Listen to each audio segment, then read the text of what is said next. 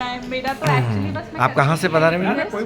नमस्कार, मैं astrologer doctor Alpana Mishra नई दिल्ली से कालिदास सम्मेलन में आई हुई हूँ और आप सभी के बीच में उपस्थित हूँ। जी हाँ, जो भी बहुत बहुत स्वागत है आपका ज्योतिष सम्मेलन में। कालिदास ज्योतिष सम्मेलन पंडित विनोद गौतम जी के द्वारा चौथा सम्मेलन है ये। और कैसा लगा आपको? चौथा। जी हाँ, कैसा लगा आपको ज्योतिष सम्मेलन में? बहुत ही भव्य सम्मेलन है। आप सबसे पहले तो देखिए कि इन्होंने थीम, मैं इस चीज़ की प्रशंसा करूंगी कि इन्होंने एक थीम रख दी थी कि सभी महिलाएं और पुरुष सिंदूरी कलर के वस्त्र पहन के आए, पहली चीज़, और महिलाएं साड़ी और पुरुष कुर्ता पैजामा पहन के आए। कितनी बढ़िया चीज़ है।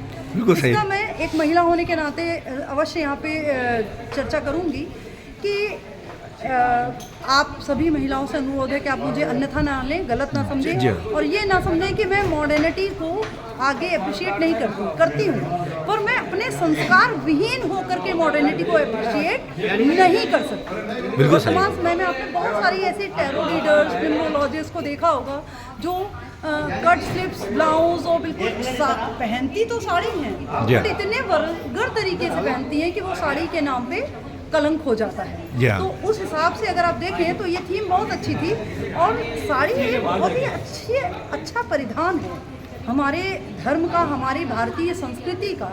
और आप साड़ी में महिला कितनी सुंदर लगती है, बिल्कुल सही। ये तो आपसे बेहतर क्या कोई बता सकता है। प्राचीन ऊपर से रंग जो है सिंदूरी रंग, वो किसी भी महिला के लिए सुहाग का, उसकी खुशहाली का प्रतीक होता है। तो वह बहुत ही बढ़िया था। आयोजन सफल भी रहा और हम सबके लिए ज्ञानवर्धक है।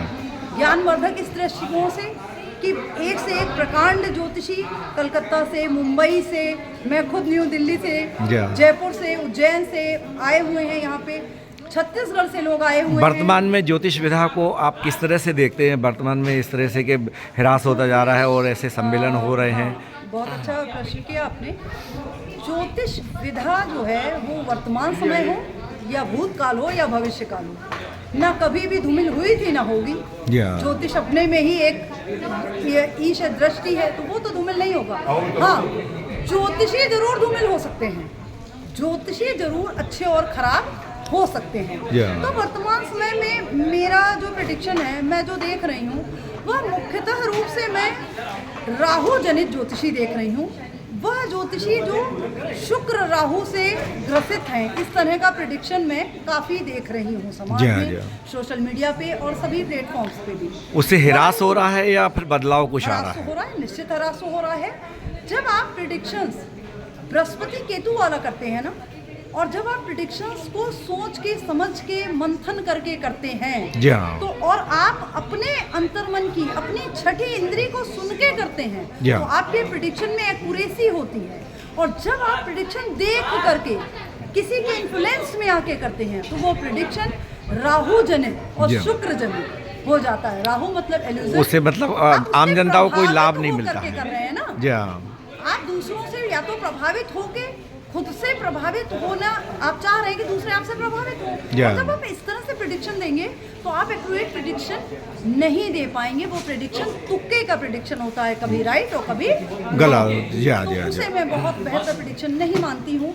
और बाकी सभी अपनी अपनी नाव तो चला ही रहे हैं। वर्तमान में सभी राज्य सरकारें और केंद्र सरकार महिलाओं को ज़्यादा बढ़ावा दे रही। आने वाले समय में महिलाओं की क्या रहेगा, आगे कितना आगे बढ़ रही है सभी हर क्षेत्र में? मैं गवर्नमेंट से ये निवेदन करूंगी, अनुरोध करूंगी और मेरी इच्छा है कि यदि आप महिलाओं को आगे बढ़ा ही रहे हैं, तो हमारी गवर्नमेंट में, हमारी कैबिनेट में 1% महिलाओं का होना चाहिए।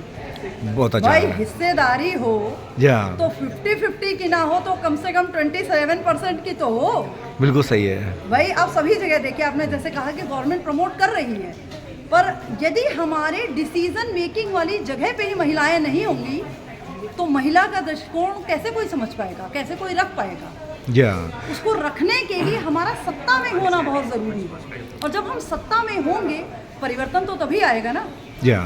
तो महिलाओं पर जो खड़े हो करके गहराई का अंदाजा नहीं लगाया जा सकता। जी उसके लिए गोता लगाना महिलाओं आवश्यक पर जो अत्याचार हो रहे हैं उनको किस तरह से ज्योतिष के हिसाब से रोका जा है। सकता यहाँ मैं है? आपको टोकूंगी, जी। महिलाएं जो अत्याचार कर रही हैं वर्तमान स्थितियों में तो पुरुष बेचारे बड़े घबराए हुए हैं, परंतु महिलाओं पे जो अत्याचार हो रहे थे जी हाँ। उसी का रिजल्ट है ये अत्याचार। अच्छा अच्छा। आप समझिए जी हाँ। कि होता क्या है कि आप ये जो लड़कियां आज ऐसा बिहेवियर कर रही हैं वो आज ही तो पैदा नहीं ले गई। जी वो हाँ। जिस समाज में पली, वो जिन घरों में पली, उन घरों में, उन समाज में उन्होंने यह अपनी माताओं को, अपनी बहनों को, अपनी मम्मियों को, अपनी दादियों को पिटते हुए, प्रताड़ित होते हुए और चुप्पी साधे रहते देखा है। जी हाँ। यह सुनाते समझाते देखा है कि बेटा अपने मन का काम ना करो, चुप रहो, या ऐसे ही रहना चाहिए। तो क्या होता है जब हम किसी चीज़ को बहुत ज़्यादा दबाते हैं ना, हाँ, तो वो हाँ। हमारे मन में कुंठा के रूप में बैठ जाती है, और कुंठा गाहे बेगाहे एग्रेशन के रूप में निकलती है, और वो कब किस रूप में निकल जाएगी इसका अंदाजा कोई तो भी इनको नहीं। ज्योतिष में कौन से ग्रहों से ऐसा मतलब किस तरह से रोका मंगल जा केतु। सकता है? जी हाँ। जो केतु है वो हेडलेस रिजल्ट्स देता है। या। केतु जो होता है वो हमेशा आपको ऐसे डिसीजन कराता है जिसमें सोच विचार आप नहीं कर पाते। असमंजस वाला असमंजस नहीं, बिल्कुल ही नहीं सोच पाते जी हैं। हाँ। असमंजस तो राहु, हाँ, राहु जब का रहता है। ग्रसित होता है तो वो असमंजस थोड़ा सा आपको अनफेयर बनाता है, थोड़ा सा धुआं इल्यूजन बनाता जी है। हाँ। बट केतु जो होता है वो बिल्कुल हेडलेस कर देता है, क्योंकि केतु का सन है ही नहीं, बिल्कुल। तो जब आप मंगल केतु, मतलब आपका एग्रेशन जो है वो बिना सोचे समझे निकल जाता है, जी हाँ जी हाँ जी हाँ। वो हो जाता है यही परिणाम देने वाला मंगल केतु। बहुत वैसे बहुत भी प्रारंभ में ही हम सबने कहा था, मैं तो इस वर्ष को ही मंगल केतु का वर्ष मानती हूँ, संपूर्ण वर्ष को, क्योंकि यह 7 का तो आने वाले समय में कुछ घटनाएं अदृश्य बिल्कुल, निश्चित अप्रत्याशित हो होंगी, सकती हैं। अप्रत्याशित होंगी। और मैं ये मेरे हिसाब से यह लगभग 2027 तक अच्छा। महिलाओं का अत्याचार काफी हद तक बढ़ता हुआ दिखेगा आपको, और आपको बहुत नए नए लॉ आते दिखेंगे पुरुषों के लिए। ओह। आपको ऐसे कानून भी बनते दिखाई देंगे जी जो हाँ। पुरुषों के फेवर में सपोर्ट करने वाले बनेंगे, और बनने भी चाहिए। बनने भी मैं ये चाहिए। मानती हूँ कि जितना लेट महिलाओं के लिए कानून बने ना, जी हाँ। उतना लेट पुरुषों के लिए ना बने। जी हाँ। हालांकि पुरुषों ने महिलाओं के साथ अत्याचार किए, सही बात है। और कानूनों को नहीं बनने दिया, परंतु उन्हीं में से कुछ भद्र पुरुष थे जिन्होंने उन कानूनों को बनाया भी। जी हाँ। जैसे कि हमें यह नहीं भूलना चाहिए कि दलित समाज के उद्धार के लिए, स्त्रियों के उद्धार के लिए यदि ब्राह्मणों ने कार्य नहीं किया, हाँ। तो यह भी याद रखिए कि किया भी ब्राह्मणों ने। बिल्कुल, अत्याचार बहुत ज़्यादा माना उनके। कि 90% ब्राह्मण ने नहीं किया, पर उन्हीं में से 10% जो वास्तव में ब्राह्मणत्व धारण करते हैं। हाँ। मैं एक चीज और यहाँ जोड़ूंगी कि ब्राह्मण व्यक्ति केवल नाम से नहीं होता है, कर्म से होता, बिल्कुल सही बात है। और जो कर्मशील ब्राह्मण होगा हाँ। वह कभी भी सिर्फ थोती ही बात पे नहीं चलता, नहीं चलता। वो स्त्री पुरुष समाज सबको लेकर के चलता है। हाँ। इसी तरह जो इस तरह के पुरुष होंगे वो लॉ भी बनाएंगे, जो महिलाएं होंगी वो भी बनाएंगी। बहुत बहुत और सभी धन्यवाद कार्य बातचीत करेंगे। करने के लिए आपका। बहुत बहुत आपका बहुत धन्यवाद।